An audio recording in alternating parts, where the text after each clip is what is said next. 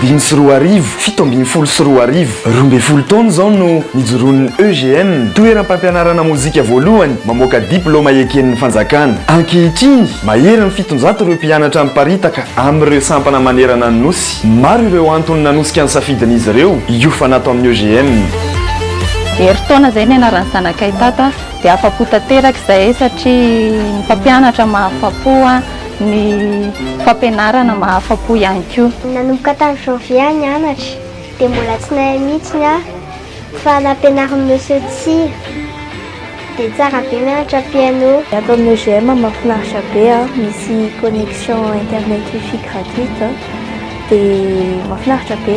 Ao amin'ny fianarana misy développement personnel. Tiavako ato ny ankizy rehetrarehetra ato cool be ohatran'ny famille zany.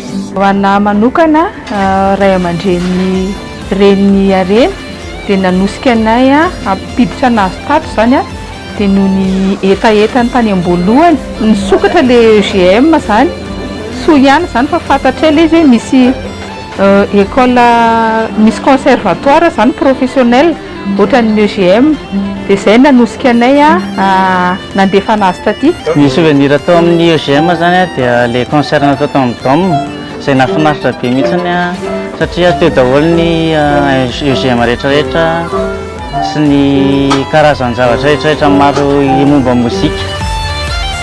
Ianao koa aza diso safidy vonjeo aingana ny toeranao tongava misoratra anarany ety amin'ny foibe EGN 67 hectares nord-ouest EGN miaraka aminay tsy maintsy mahay.